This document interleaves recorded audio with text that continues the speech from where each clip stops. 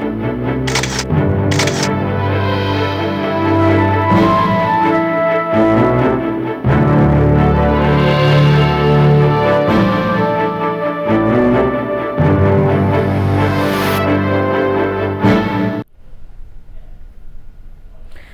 আলাইকুম। শুরু করছি নগদ জনপদের খবর। আমি রিদিতা রেজা। দর্শক, এখনকার এই সংবাদ আয়োজন একই সঙ্গে চ্যানেল আইর ইউটিউব চ্যানেল এবং চ্যানেল আইর ওটিটি প্ল্যাটফর্ম আইস্ক্রিনে লাইভ স্ট্রিম হচ্ছে। টানা বৃষ্টি ও ভারতের মেঘালয় থেকে আসা পাহাড়ি ঢলে শেরপুর ও ময়মনসিংহে নতুন নতুন এলাকা প্লাবিত হয়েছে। শেরপুরে বন্যায় আরও 2 জনের মৃত্যু হওয়ায় জেলায় মৃতের সংখ্যা 5 জনে দাঁড়িয়েছে। ময়মনসিংহের হালুয়াঘাট ধোবাউড়ায় পানিবন্দী 50 গ্রামের মানুষ। শেরপুর থেকে হাকিম বাবুর ও ময়মনসিংহ থেকে শেখ মহিউদ্দিনের পাঠানো তথ্য ভিডিওচিত্রে রাজীব আহমেদের রিপোর্ট। শেরপুরের নালিতাবাড়ি, ঝিনাইগাতি ও শ্রীবর্দী উপজেলার 22টি ইউনিয়নের পর এবার নাকলা ও শেরপুর সদরের 8টি ইউনিয়নের নিম্নাঞ্চল প্লাবিত হয়েছে। বন্যা কবলিত জেলার প্রায় 2 লাখ মানুষ। ভোগাই নদীর পানি নাকুগাঁও পয়েন্টে বিপদসীমার উপর দিয়ে প্রবাহিত হচ্ছে। নালিতাবাড়িতে বন্যার পানিতে নিখোঁজ হওয়ার 24 ঘন্টা পর হাতেম ও আলমগীর নামে 2 ভাইয়ের মরদেহ উদ্ধার করা হয়েছে। নিখোঁজ রয়েছেন আরও 3 জন। সকল বাড়ি করে পানি, ঘরে পানি, বাড়ি করে পানি, গরু বছর নিয়ে আমরা আসি খুব বিকমের কাছে। ধাহা মেরে পানি আয় পড়ছে 8 টাহা। এই মুহূর্তে মানে কোনো কিছু সামলানোর মতন নাই। গরু, ছাগল, মুরগি যা কিছু আছে, যেমন ছাগল, মুরগি টুকি যেমন, আর এগুলো 2 সাইডে গেছে, এর পরিবর্তন আমরা এই অবস্থা রাখছি। ময়মনসিংহের সীমান্তবর্তী উপজেলা হালুয়াঘাট ও ধোবাউড়ায় পানিবন্দী 19টি ইউনিয়নের 50 গ্রামের লাখেরও বেশি মানুষ। হালুয়াঘাটের বিভিন্ন নদীর অংশের পার ভেঙে প্লাবিত হয়েছে 12টি ইউনিয়ন। শুকনো খাবার ও বিশুদ্ধ পানির সংকটে বন্যা কবলিতরা। স্কুল, কলেজ ও মাদ্রাসায় খোলা হয়েছে আশ্রয় কেন্দ্র। ধোবাউড়ার নেতাই নদীর বাঁধ ভেঙে 7 ইউনিয়নের কয়েক হাজার পরিবার পানিবন্দী হয়ে পড়েছে। ভারতের থেকে পানি নামে যা ফসল ছিল ফসল সব সমস্ত বিলীন হয়ে গেছে। ফিশারির মাছ যা ছিল মাছ সমস্ত কিছু চলে গেছে। 3 দিন ধরে চুলার মধ্যে পানি। এই যে আনলাম গে মুড়ি, 1 কেজি মুড়ি আনছি, চুলা ভাত খাই জানি না। পোলাহানে খাইব কি? মেহরবানি করে আপনারা যদি কেউ দয়ালশীল থাকেন তাহলে আমাদের দিকে কিছু সাহায্য স্বরূপ কিছুটা অনুদান দেন, আমগর জীবনটা বাঁচায়। দুর্গত এলাকায় ত্রাণ পৌঁছানোর কার্যক্রম চলছে বলে জানিয়েছে উপজেলা প্রশাসন। যে সকল মানুষ রাত থেকে খাবারের অভাবে আছে তাদেরকে আমরা তাৎক্ষণিকভাবে সংশ্লিষ্ট মেম্বারের বাড়িতে এখন খাওয়ানোর ব্যবস্থা করেছি। আজকে সারাদিনই এইভাবে তাদেরকে আমরা টেক কেয়ার করব। আর পাশাপাশি জেলা থেকে আমরা যে সহায়তাটা পাচ্ছি এটা যাতে দ্রুত সাধারণ মানুষের মধ্যে পৌঁছে দিতে পারি সেই ব্যবস্থা করছি। বন্যা কবলিত সব এলাকাতেই গ্রামীণ সড়ক যোগাযোগ ব্যবস্থা বিপর্যস্ত হয়ে পড়েছে। ভেসে গেছে পুকুরের মাছ, ডুবে গেছে বিভিন্ন ধরনের ফসলি জমি। Rajib Ahmed, channel i. মুন্সিগঞ্জের সাবেক রাষ্ট্রপতি ডাক্তার AQM বদরুদ্দোজা চৌধুরীর 4র্থ নামাজে জানাজা শেষে মজিদপুর দয়াহাটা কবরস্থানে দাফন সম্পন্ন হয়েছে।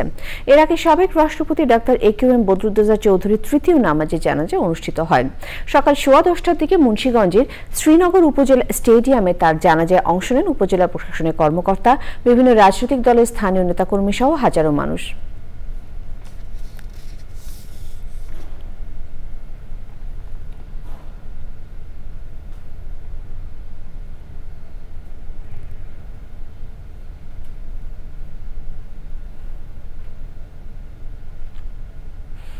বিশ্ববিদ্যালয়ের অভ্যন্তরীণ শিক্ষকদের মধ্য থেকে আগামী 48 ঘণ্টার মধ্যে উপাচার্য নিয়োগ দেওয়ার দাবিতে অনির্দিষ্টকালের জন্য সর্বাত্মক শাটডাউন কর্মসূচি পালন শুরু করেছে চট্টগ্রাম ভেটেরিনারি ও অ্যানিম্যাল সায়েন্স বিশ্ববিদ্যালয়ের শিক্ষার্থীরা।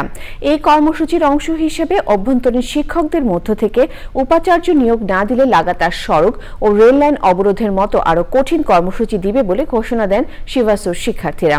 কর্মসূচি পালনকারী শিক্ষার্থীরা বলেন, শিবাসুতে যোগ্য এবং অভিজ্ঞ শিক্ষক রয়েছেন, সেখান থেকে উপাচার্য নিয়োগ দেওয়া হোক, অন্যথায় বাইরের কোনো উপাচার্য মেনে নেওয়া হবে না বলে জানান শিক্ষার্থীরা। এই সময় শিক্ষার্থীদের সাথে বিশ্ববিদ্যালয়ের কর্মকর্তা এবং কর্মচারীরা একাত্মতা প্রকাশ করেন।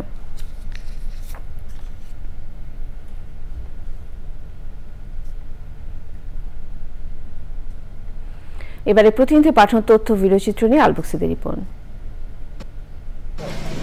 পাহাড়ি ঢলে ক্ষতিগ্রস্ত শেরপুরে নালিতাবাড়ি ও ঝিনাইগাতি উপজেলায় বন্যায় কবলিতদের ত্রাণ সামগ্রী বিতরণ করেছে বিজিবি ও জেলা বিএনপি। নাটোরে উপ আঞ্চলিক কেন্দ্রে স্টাডি সেন্টারে সমন্বয়কারী, টিউটর এবং কর্মকর্তা কর্মচারীদের সাথে মতবিনিময় করেছে বাংলাদেশ উন্মুক্ত বিশ্ববিদ্যালয়ের উপাচার্য professor doctor ABM Obaidul Islam. এ সময় উপস্থিত ছিলেন অধ্যাপক ডিন ডক্টর লাভলি আক্তার ডলি, যুগ্ম পরিচালক মোহাম্মদ নাসির উদ্দিন ও অন্যরা। কুষ্টিয়ায় কর্মরত সাংবাদিকদের সাথে মতবিনিময় করেছেন জেলার নবাগত পুলিশ সুপার মিজানুর রহমান।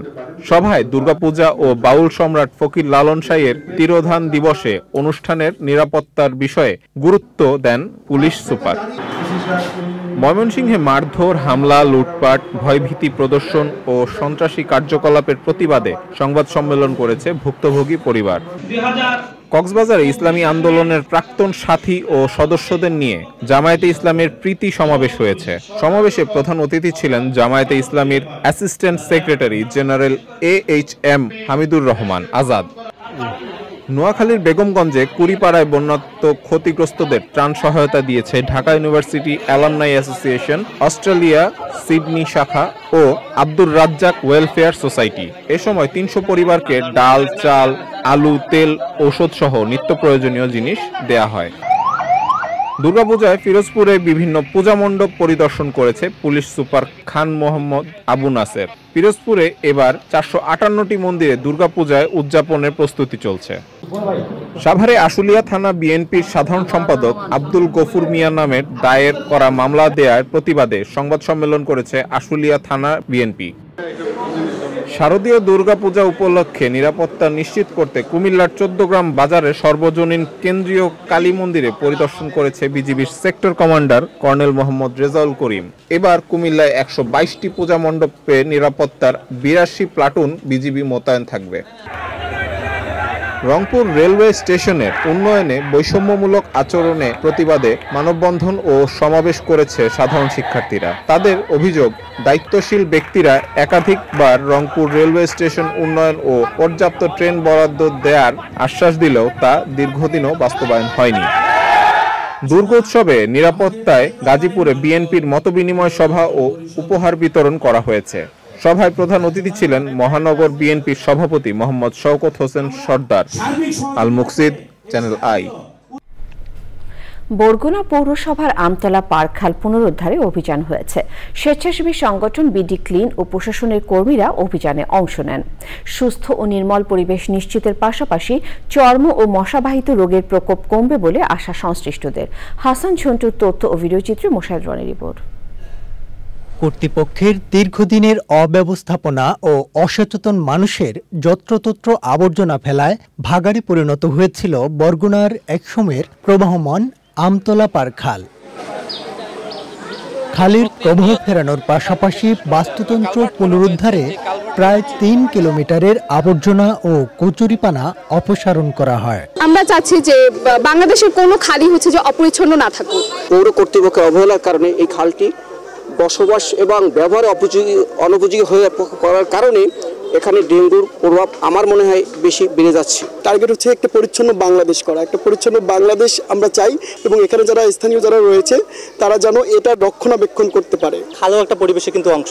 এই খালগুলো আমরা জানি যে দিনে দিনে কিন্তু আমাদের শিক্ষিত সমাজে যে মানুষগুলো যারা আমরা শিক্ষিত সমাজ দাবি করি তাদের ফেলা ময়লাগুলো কিন্তু এই খালে ফেলে দিন দিন কিন্তু খালগুলো আমরা ভরাট করে ফেলছি। পরিচ্ছন্ন পরিবেশ নিশ্চিতে এ ধরনের অভিযান অব্যাহত থাকবে জানান সংশ্লিষ্টরা। এখানে যে খালগুলো আছে খালগুলোর মধ্যে দেখা যাচ্ছে কচুরি ফেনা, এছাড়া বিভিন্ন অপরিষ্কার খালগুলোর পানির স্বাভাবিক যে প্রবাহ সেই প্রবাহ বন্ধ হয়ে যাওয়ার কারণে এখানে ডেঙ্গুর যে মশা তার প্রজনন স্থল হিসেবে এই জায়গাগুলো কাজ করছে। একটি বিশেষ কর্ম পরিকল্পনা গ্রহণ করা হয়েছে। সেই পরিকল্পনার অংশ হিসেবে আমরা এই খালগুলো পরিষ্কার করছি এবং যেখানে যেখানে নালা জমাবদ্ধতা পানি আছে, জমাটবদ্ধ পানি আছে, সেগুলো আমরা পরিষ্কার করার উদ্যোগ গ্রহণ করেছি এবং কাজ করছি। কিছু অবৈধ স্থাপনা আছে, কিছু গাছালি আছে, এগুলো যদি পরিষ্কার না করা হয় আর এগুলো যদি উচ্ছেদ না হয় তাইলে আমাদেরও এগুলো পরিষ্কার করার তাহলে সমস্যা হয়।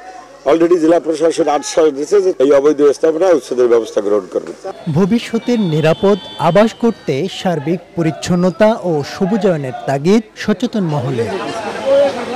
মোশাহিদ রনি, প্রকৃতি ও জীবন ডেস্ক, চ্যানেল আই। এই ছিল জনপদের খবরে। সবাইকে ধন্যবাদ।